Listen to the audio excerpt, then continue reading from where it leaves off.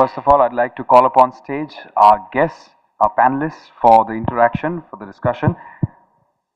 Hoabam Paban Kumar, as we all know, he already came on stage as one of the leading documentary filmmakers in the country, and he first came under the limelight with the film AFSPA 1958, which won the International Jury at Fipreski Award at the 9th Mumbai International Film Festival 2006. The film also won the Swarna Kamal for Best Documentary at the 56th National Film Award 2008. His latest film, Tumshang, won the prestigious Golden Kunj for the Best Documentary at the 14th Mumbai International Film Festival 2016. Please put your hands together for Hoabam Paban Kumar. Our second panelist, Meena Longjam, who launched her Aramin Media in 2015 to produce films related to women empowerment and publish books related to media and art. Her debut film, Auto Driver, is about a lady auto driver based in a conflict-torn Imphal city who has to face discrimination.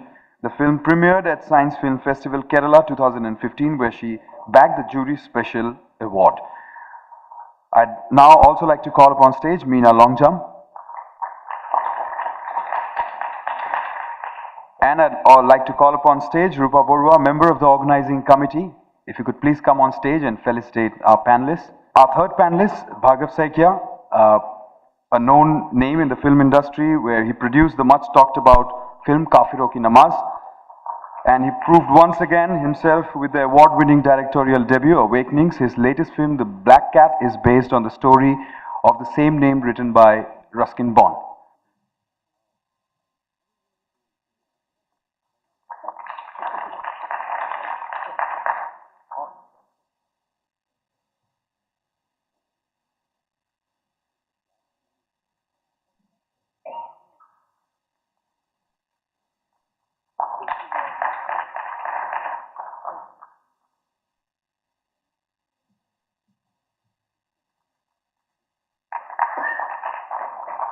Thank you so much, Rupa. Now I'd like to call on stage Karma Paljor, who will be moderating the session. The award-winning journalist, Karma is the consulting editor at CNN News 18 and founder of ATVI Infotainment. Hi guys, good afternoon.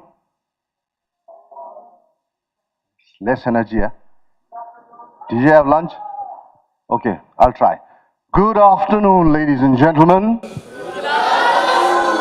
Great. So, good lunch, I hope. We have a very interesting session. I mean, if you guys are budding filmmakers and want to know how exactly you can make movies in a very small budget, yet make lots of money, not enough to buy the iPhone 10, I guess. For iPhone 10, we need much more money, right? Yeah. So that's the idea. So we have three great filmmakers.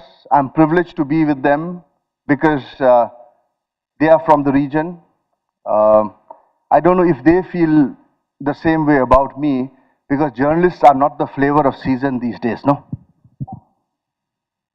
Okay. So how do we make movies catch the attention of people in this digital age where you have so many screens, right? You wake up in the morning, there is a screen. You go to the bathroom, you carry a screen with you. You go everywhere, there's screen. Then there is the movie hall, and there are the PVRs to go to, like you are distracted all the time because we are in a digital age. So how can filmmakers succeed, do well in a digital age? Because with all the good comes the bad also. First, I'll ask Bhargav, because he's a veteran now in this field. Not a veteran, you are young. Not by age, don't feel bad immediately, yeah? I'll just give you a mic. Because your movies have gone on, what, YouTube, yeah? Yes, that's something phenomenal. So tell us about your experience and how the budding filmmakers who are sitting here listening to us can do the same. Actually, I wouldn't recommend you to just put a, it was my feature film first, the first film which I had made called Kafiro Ki Namaz, an independent feature. I wouldn't recommend you putting the film on YouTube for free, but I had done it for a reason. So I was studying in this film school called Whistling Woods International in Mumbai from 2010 to 2012. There, while I was studying producing over there, I had this batchmate who was studying cinematography. His name is Ram Ramesh Sharma.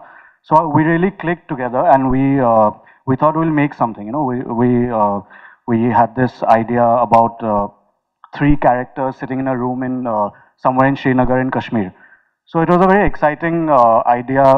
We thought to make a film on, and we actually went ahead and no, we started. He started writing the script, and I got all the resources together.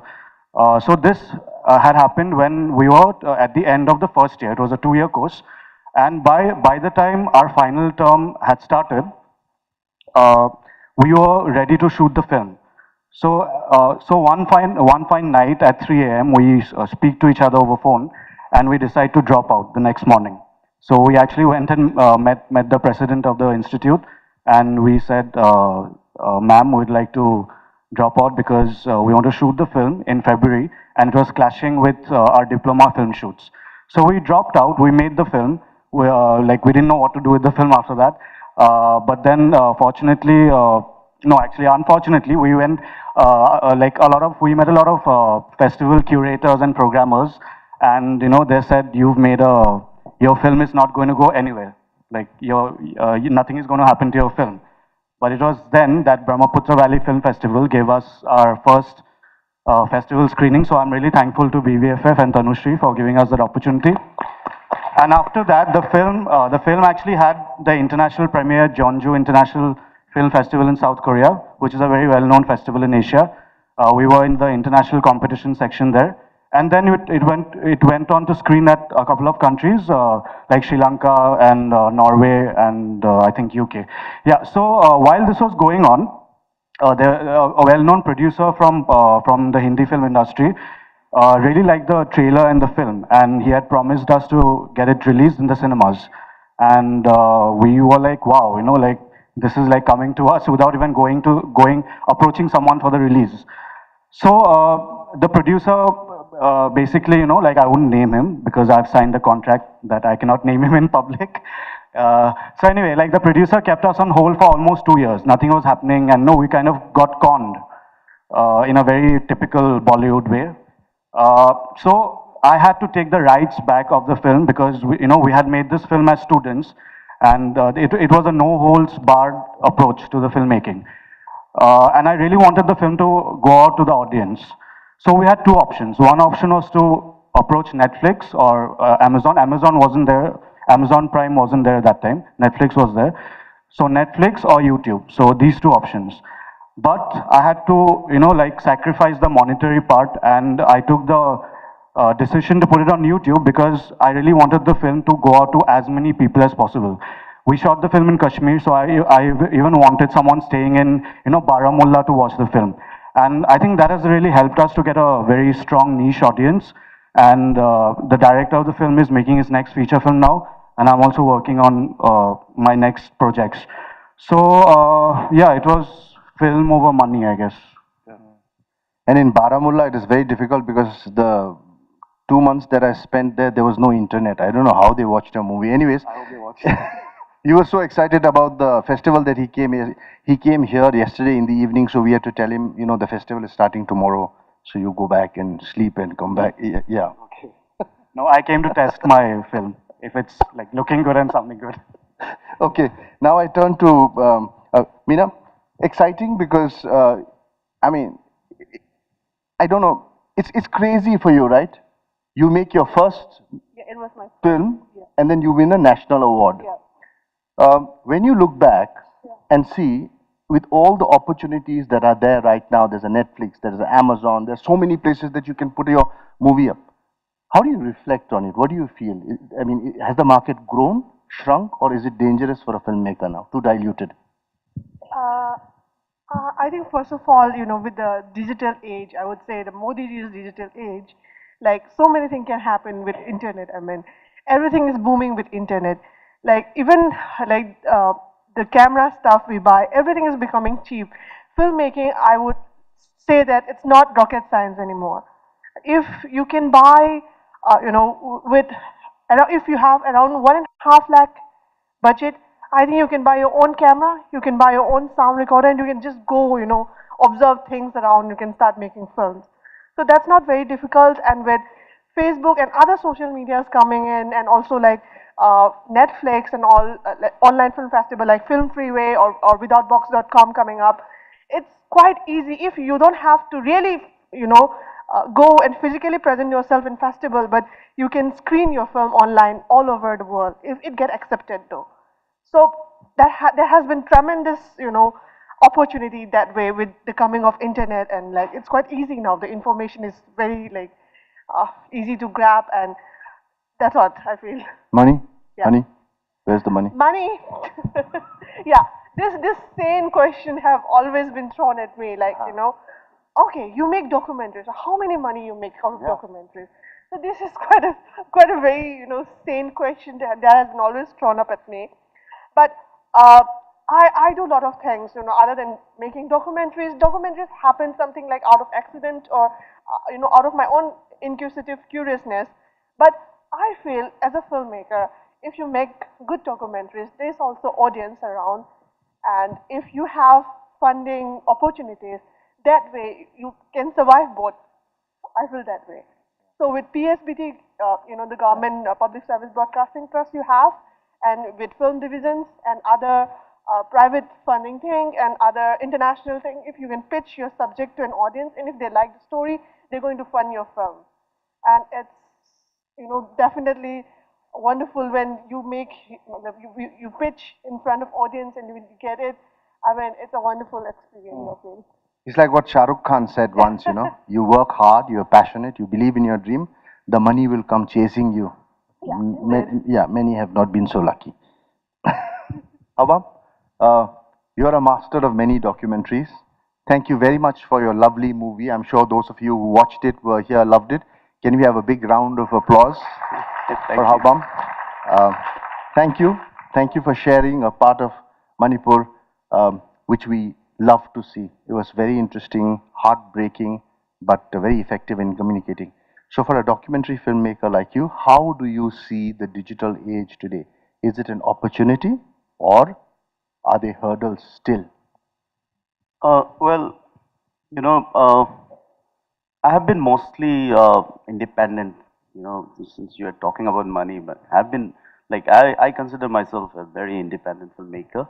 Uh, Going back to my documentaries, I mean, my most talk about film, AFSP in 1958, it was self-financed, and plus one of my friend who later on became the producer because he had a digital camera.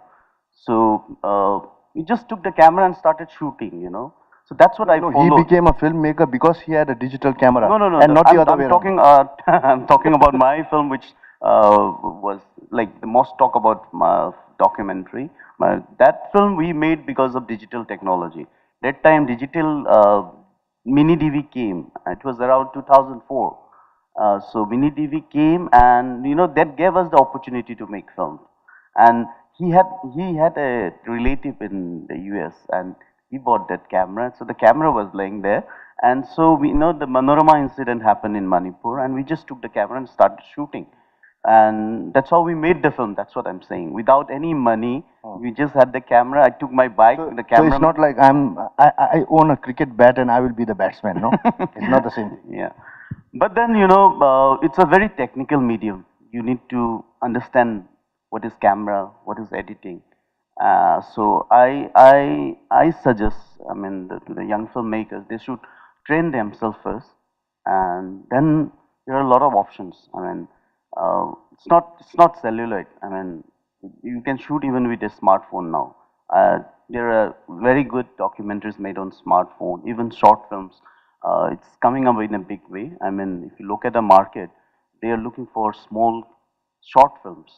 Short films can be documentaries as well as fiction films. So which can be watched on the go, smartphone, 5 minutes, 10 minutes films. So, but then to make a good film, everybody can make films, but it's difficult to make good films. So to do that, you need to understand the medium properly. So yeah, so I think options are there. I mean, we can talk about it. Things are there. Netflix is there. Amazon is there. Then yeah, you can also run your own YouTube, channel. You can have your own channel and get money back from there. A lot of things are there, but then people are looking for good content also. You have to think about that. It's not just random videos which is doing well. You know, you have to really do good work to get money or whatever, you know, audience or whatever. It's interesting that you say that because, you know, if you look at music videos and a video like some Dhinchak Puja, you know, you can't watch. It's so cringeworthy, but people still watch it. There was another guy.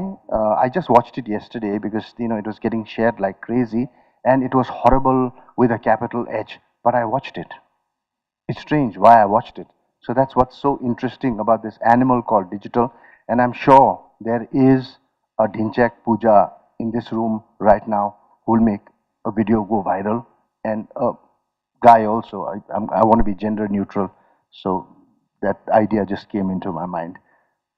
So talking about the money, since you've been there, done that, is it? No, yeah, not really, but you have. Do you think it's like people can, young filmmakers can sustain themselves, at least get some equipment by going digital for the first time? Honestly, like for the first few years, I think even all of you will agree, it is difficult, right? Financially, it is difficult, like in any other job. In filmmaking, it's a bit extreme. When I made my first short film as a director called Awakenings, it was a horror short. So I got to attend a lot of well-known genre film festivals in Europe and America. So there I discovered, there is a market for short films. In India, it's still in the nascent stages, but in the West, a lot of my filmmaker friends who are making short films in horror, fantasy, and science fiction genre, they're actually selling their films to sales agents. Like there is a sales agent called Magnet Film. So they take short films and they buy the film and they screen it all over the world. And there are also cases where good horror short films have been attached to films like Lights Out, then the Babadook. So these short films are played before the feature film, like how Pixar, plays a short film before their main feature. So there are actually a lot of opportunities. Now even Netflix is taking short films, Netflix India. Recently they've acquired a documentary film, a short film called Famous in Ahmedabad, directed by Hardik Mehta. So even Amazon Prime has started doing that. And you can always pitch your short films to in-flight entertainment to entertainment. Then there is Ola cabs, Uber. They have those screens on there, so there are many options available. But before that, you need to make a good film, and which can compete with the best. So that is the most important thing. Then everything else falls into place. So I guess again, re-stressing, it's the idea first, it's how you make a movie, and then the equipment. So the equipment you can shoot, download a Filmac Pro on your phone and shoot, but the soul, will come from the filmmaker himself, isn't it? Can you elaborate on the soul that needs to be there in a 2 minute, in a 5 minute, in a half an hour, even a 2 hour movie? I recently, after doing my first debut, the film Auto Driver, I have now this, the passion has grown more. Once it's rewarded, you have, the childlike intensity you have in yourself. So, my passion grew more, and like I recently possessed a PXWX70 Sony camcorder, and I feel like, I can do anything in this world. So, getting possessed of the equipment is obviously the soul of the filmmaking. So that's what I have been doing, and right now I'm also working on I just have been shooting my next documentary, and it's coming out quite well. I mean, it's quite a hectic thing for me, but it's going on well, and I feel like um, if anybody have passion of filmmaking, I think you shouldn't be shy of. You have to just have little courage and just brag on to your dreams. That's what I want to put, and maybe Pavan can add on that. So the idea is first to be possessed, and then possess equipment, yeah? Only then you can make a film. So actually, there's this Assamese filmmaker called Reema Das, whose film is a closing film, Antar Drishti. So she's made a film called Village Rock Stars. She's directed the film, shot the film, production designed, edited, and many other things, costume design. So she's like a one-woman army, and that film has premiered at Toronto International Film Festival in the Discovery competition section.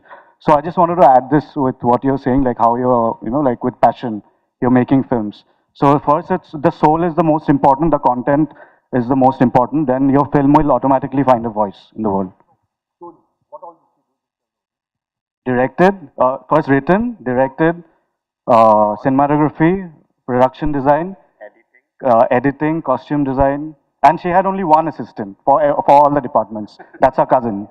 So, yeah. And all the actors were her the kids of her village. Yeah, you just have to believe in yourself. And all these years, we all have been doing that. We have to just believe in yourself. But technically, I always want to come to the story part because, whenever you tell a story, being a documentary filmmaker, what's most challenging for me is uh, getting the right treatment of the story. I mean, right treatment in the sense, I always believe that every subject has a way of telling its own story. So for me, I try to look for that. So if I try to find out that, and for that you need to do a lot of research. You need to live with the subject. So that's why it's important that when you choose a subject, it has to be very close to you, so that you can live with it, you can sleep with it, you can do whatever with it. Then only that treatment comes, and if the right treatment comes, I'm talking about myself. For me, every subject has a way of telling the story. So that if that treatment comes, then it's everything for me. Then from there, I just start shooting. Uh, no matter what happens, I don't bother. I've been doing a lot of films. Even my last feature film, I did it with my classmates from the film school. All of us got together and made the film. I didn't pay them anything. We just everybody loved the idea, and my cameraman he shot my diploma film. He's from Kerala. My sound recordist is from Kolkata. Editor. We all got together and just made the film. The feature film, my debut feature film. So we just believed in it and just went ahead. Okay. So Malayali in Manipur. Malayali, Manipuri, Bengali. Malayali, Manipuri, and Bengali. All fish lovers, no? But so that's what's common, yeah. So yeah, if three people get together, they love fish, they make a good movie, yeah. Do you agree? Okay, so half the battle won. But Meena, do you worry? Because there's just a lot of aspiration just now because of the internet. It's just thrown open a whole lot of ideas. My only worry is that there are lots of filmmakers out there who have the passion, who are possessed, who've got the cameras, but somehow they don't click. They make one short movie after another, and then they put it out on YouTube. Sometimes they get about 250 views, and then some of them get depressed, and some of them are sad. So, what will be your message to them?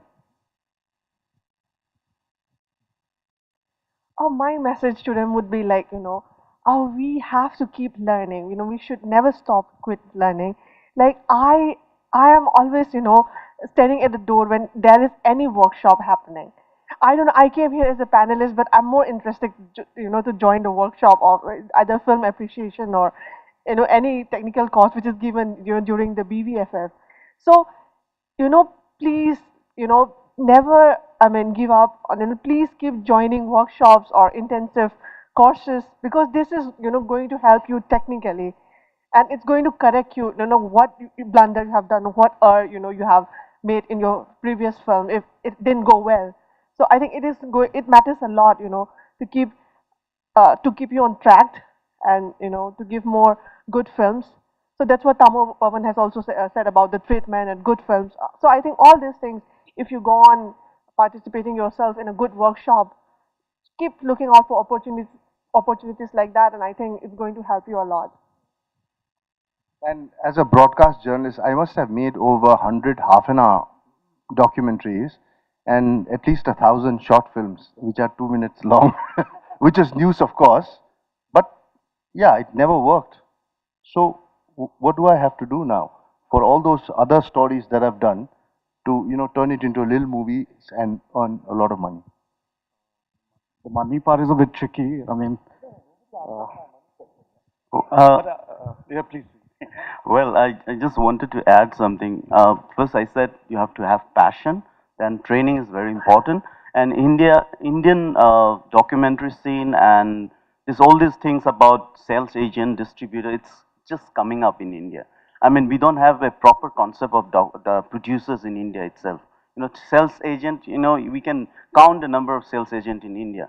So it's a very new concept, but then, we are lucky to have two platforms which are very important in India. One is called Doc Edge in Kolkata, which is like an international platform where producers, distributors, commissioning editors, they all come, and it's a mentoring come project development kind of place. It's one of the best place in India right now for documentaries. And if you study the last decade, 10 years of Indian documentary, it's changing because of Doc Edge. International funders are coming, distributors are coming, our films are going out because of that. And the way we make films, it's also changing. It initially started from my film school, SRFTI, Kolkata. Now it's an independent body. So anyone who wants to have a career in documentaries, they should go to this forum. It's the best forum, one of the best forum in the world, you can say. And for feature films, we have Film Bazaar in Goa, which is part of International Film Festival of India, where even my film, my first feature film, this film was in work in progress in 2015, where I got in touch with distributors, festival programmers, sales agent, or whatever. These are all very new concepts. But then, if you don't go there, because nobody is going to tell you the ABCD of all these things. It's a very new concept in India. So you have to go. If I mean, you have to take the risk. I mean, nobody is going to tell you, how it happens. For short films, I mean, now we have platforms like large short films and like a lot of, but most of the short filmmaking which is happening in India right now is branded content. So I think directors are losing their individual, their own, expression, their voice. So what I feel in short filmmaking, it's important to have your own voice, your own expression, and I don't think we should run after YouTube views. And like you should make good films, and if you're talented, you'll definitely get noticed one day. And if you're talking about making money through short films, uh, in India right now we are still at the very nascent stage. So like similar to documentaries, I guess. Facebook, no, you cannot earn money on Facebook. You can earn through YouTube, not through Facebook. Yeah. If Yeah, I just wanted to add about short films. Short films, maybe there is a market, as you were saying, but I think it's a very small market for short films. If we are talking about fiction short films, but if you're talking about documentary short films, I think there is a market for document. Just give you a simple example. In the national awards, I consider it also a market. Okay, for small time filmmakers like us, there is only one award for short films, but for documentaries there are 10, 20 awards. So you can also imagine that, because short films, I mean, there's no place to show short films, but short documentaries, televisions are always, broadcasters are always after, because it comes with those, all your values, social problems, your contemporary issues. So there is always a market for short documentaries. Not as far as I know, there is a very small market for short fiction films. Even in it's just the festivals. I mean, just otherwise, I mean, it's very difficult as far as I know. So when I had made Awakenings, and it was screening at festivals all over the world. So if you're like, it's important to attend film festivals and network with, of course, with filmmakers and also with like people who come to buy films. These things usually happen at the bigger fest, say at Mami, and of course IFFI Film Bazaar. So when I had gone to Europe to a few film festivals, I was approached for some people wanted to buy the film to release in DVD compilations, and even internet rights. I haven't given it out because I'm making a feature based on the film. So yeah, there are a lot of options, and I think it's very important to attend film festivals like BBFF and just go out. And even if your film is not playing there, you should go and meet people. Okay, on that note, I just wanted to add Yeah, one okay. thing. It's like, uh, especially with the documentary funding, there's a website called Kickstarter.in. I think that is also one website where young budding filmmakers they can write their concept out and they can market their films. They can start getting crowdfunded of their films. so crowdfunding is another big thing. With that, I open it up to questions. If you have any, you can raise your hands. The mic will reach you. Ask your question now, or we'll work out. Yeah. Hello, Namaskar. This is Gaurav Gautam from Guwahati. My question is to Bhargav Da. Since you were basically a YouTuber, you have started through YouTube, and since I came to know that you are from Whistling Woods International, one of my friend is studying there now. So basically, what happens for youngsters when the YouTube views is less? Most of us get demoralized, most of them. And just now I had seen Mr. Nilutpal Bora. Yeah, he made a short song on Majuli, and we had come to know about him only through that, to be very, very honest. So how do you deal with that when your YouTube views are less, and what's your step? So I think when you're planning to release on an online platform, you should also keep in mind to market the film. You shouldn't just put it out. When Nilotpal, actually, I know him quite well. When he released Majuli, he ran a big social media campaign. He made his friends, change their display picture. He made them talk about the song and his album Pancham. So it's very important to go out and talk about your film. And there are ways where you can do it without spending much money. For example, Kafiro Ki Namaz, how I marketed the film was, so I'm from this boarding school. I studied in this boarding school called Assam Valley School. So I have a lot of juniors and my classmates and seniors all over the country. So especially my juniors, they're still studying in colleges like Delhi University. So what I did, I made leaflets mentioning the release date, online release date of the film, and a little synopsis of the film, and the trailer link. So these were distributed all across the country, and in this, like in JNU. So a lot of people actually got to know about the film in this manner. And I also used Facebook advertising I targeted the ads to the correct demographic, to my target audience basically. So, and everything was done within 50,000 rupees. It wasn't a very expensive affair. And even the media really picked up the news about the film. So it is possible. I mean, don't just release your film like that, because if you've worked so hard, to make the film, it's equally important to be I think in the digital age of filmmaking, a filmmaker should also be an entrepreneur. It's very important. Hello, sir. First of all, I'm an amateur here, English honors. I did not know that you made Coffee Rock Noodles. That was produced. That was awesome. Like that was really off the hook, man. But the question was, sir, how come nobody does embedded journalism here? Why are there no embedded journalist documentaries? I mean, why aren't people going and staying with groups that have been labeled as terrorists or insurgents by the government? Why haven't they stayed with them and learned their point of view in try to present it in an objective manner rather than from a government sided as the enemy always? Why?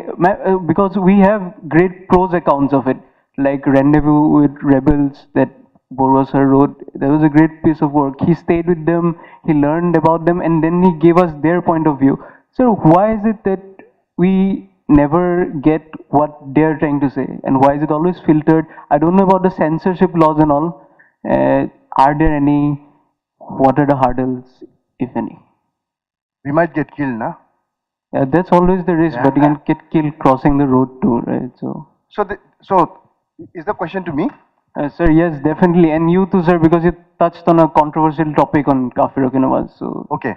So the problem with embedded journalism is, yes, there are benefits of there's a pros and cons of everything. So just like that, embedded journalism also has its pros and cons, right? the war in the Gulf War was covered by CNN, by embedded journalists, but you got to know only what the American,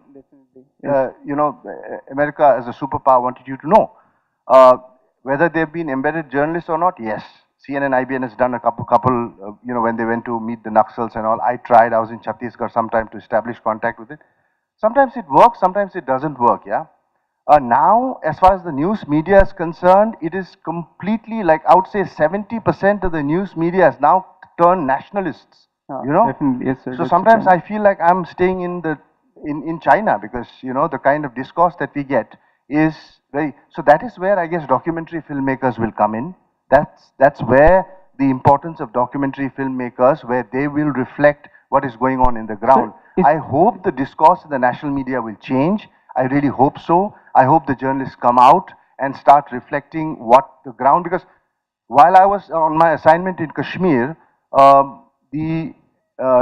some of the national media do not want to report what is going on in Kashmir. They just want to report on, so the half the time, or 70% of my time was spent on encounter sites. And I was not reporting on what the trouble the Kashmiris were facing because of the closure. I could not go and meet the stone pelters because there was a complete ban that you are only supposed to report from the side of the military or the establishment. That's where documentary filmmakers like them will come in. Do you think freelancers have, like, as a freelance documentary guy, is contact possible with such groups? Is it possible? Or that's why I was telling you, you have to have passion for the subject, So, yeah. So, but then, it depends on the who is making the film. Right. Yeah. If you are interested, you can go and make the film. So, if you're not seeing those kind of movies, then perhaps there are no people there are no one who wants to make a film like that. But then I just want to add to what he was saying regarding this thing of documentary and television, because I believe that television program and documentary is very different, as he was saying, and but it's not easy to distinguish what is a documentary and a television program. There is a very thin line. So, you have to be very clear about that, and to the budding filmmakers. I mean, there is a very thin line, and a lot of people mix it, especially media students and the people coming from film school. They have a very different concept about documentaries as such. So I think documentary for me plays more about the feelings. It's more cinematic for me, than probably television program. And there is a very thin line. It's not easy to distinguish that. Hi.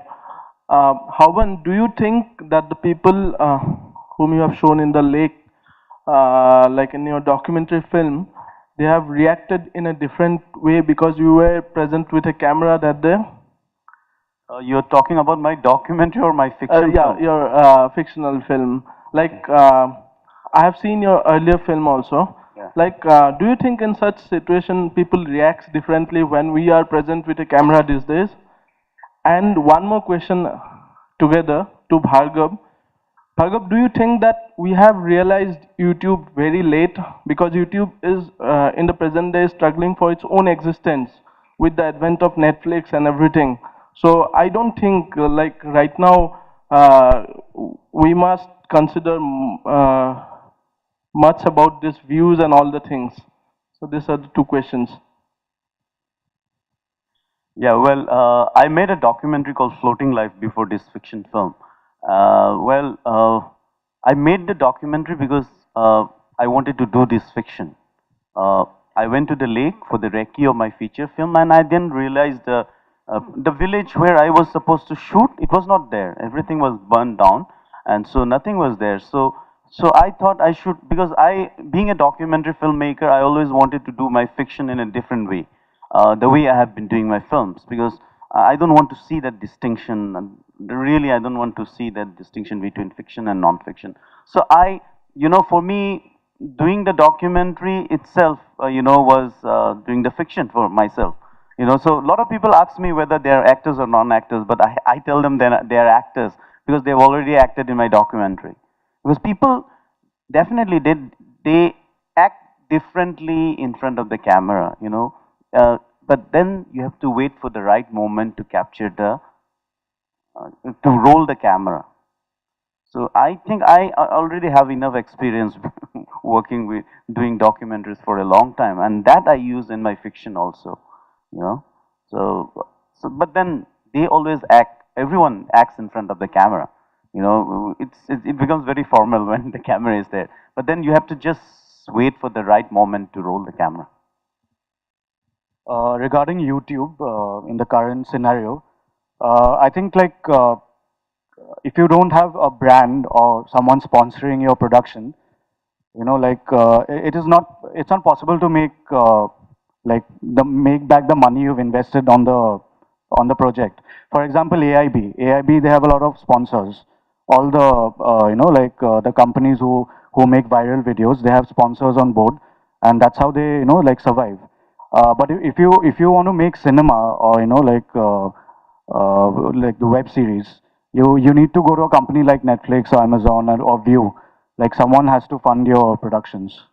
Because honestly, I didn't really make any money on Kafi Roki Namaz from YouTube. I mean, it doesn't have too many views. It has around, I think, 7 lakh views right now. But even with that amount of views, the revenue is very low. 7 lakh views is less for you, huh? Now?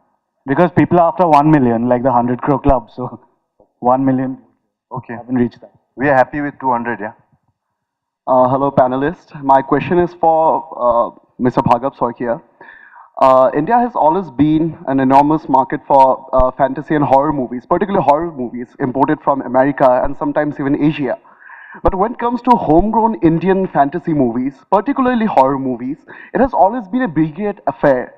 And for obvious reasons, because of the lack of content that has been shown in early horror movies that were released in 70s or 80s, you know, like Virana and stuff.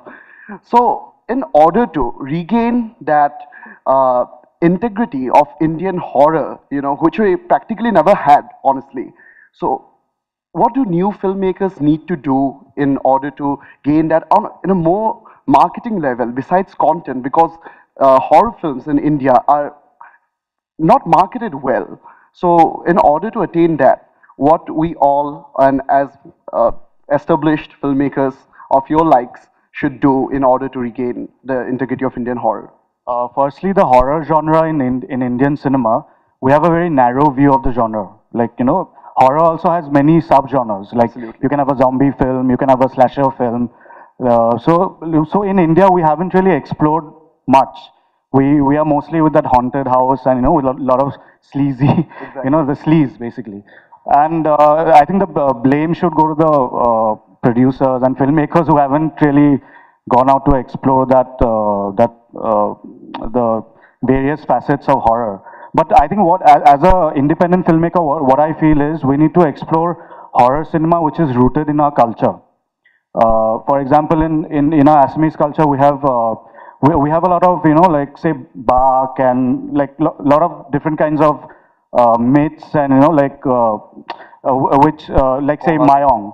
So we need to highlight those kind of aspects in our cinema and also explore like even sociological problems. For example, the Mexican filmmaker Guillermo del Toro, he's making fantasy and horror cinema, but he's, you know, highlighting the current whatever is happening in the world through his cinema. So what I feel is our cinema needs to be rooted and not ape the West. Thank you. And I also feel all the primetime shows on Indian national television, especially after 9 o'clock, should come under the horror genre, yeah, because, you know, you can hardly watch it. With that, we come to the end of our discussion. One takeaway for me and for everybody: first, be possessed with what you want to make, then possess equipment, not the other way around. Don't take your cell phones to the bathrooms. Use that time to think about a nice script, yeah? Then you can make a movie. Thank you very much.